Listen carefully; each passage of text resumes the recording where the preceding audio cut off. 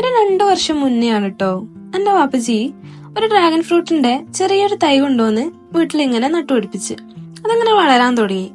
പിന്നെ പിന്നെ നമ്മളൊക്കെ അതിങ്ങനെ ശ്രദ്ധിക്കാൻ തുടങ്ങിട്ടോ. ആദ്യമൊന്നും വലിയ കൗതുകോ അല്ലെങ്കിൽ നമ്മൾ അതിനെ വലിയ മൈൻഡ് ആക്കലൊന്നും ഇല്ലേനും, വേറെ പണിയൊന്നും ഇല്ലേ എന്നുള്ള രീതിയിലേനു നമ്മൾ നോക്കിയേ. പിന്നാണ് അത് ടെറസുമ്മലേക്ക് ഇതേപോലെ ഒരു കംപ്ലീറ്റ് ഒരു തോട്ടം പോലെ വാപ്പച്ചി ഉണ്ടാക്കിയെടുത്തത്.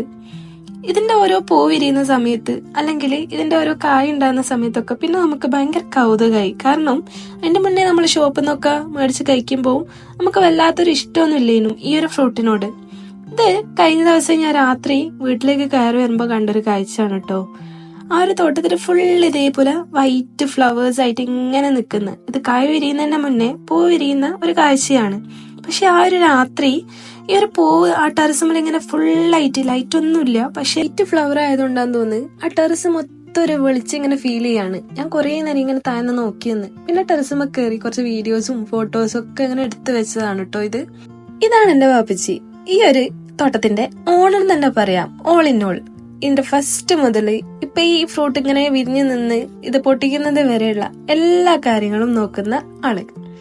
ആൻഡ് ഇന്ന് ഈ ഡ്രാഗൺ ഫ്രൂട്ട് പൊട്ടിക്കുന്ന ദിവസം കേട്ടോ. കുറെ ഉണ്ടായിട്ടുണ്ട്, പഴുത്തിട്ടുണ്ട്. അപ്പം അവക്ക് അങ്ങനെ പൊട്ടിച്ചെടുക്കാണ്. പാപ്പച്ചിക്ക് ഭയങ്കര ഇഷ്ടമുള്ള കാര്യമാണ് കേട്ടോ ഇങ്ങനെ ഓരോന്ന് കൃഷി ചെയ്യാന്നുള്ളതൊക്കെ. ഇപ്പൊ അത് കാണുമ്പോൾ നമുക്കും ഭയങ്കര സന്തോഷമാണ്. നമ്മുടെ ലൈഫില് എത്ര ചെറുതായാലും വലുതായാലും നമുക്ക് ഇഷ്ടമുള്ള കാര്യങ്ങളൊക്കെ ചെയ്യുമ്പോൾ അതിന് വേറെ തന്നെ ഒരു ഫീലാണ് അല്ലേ.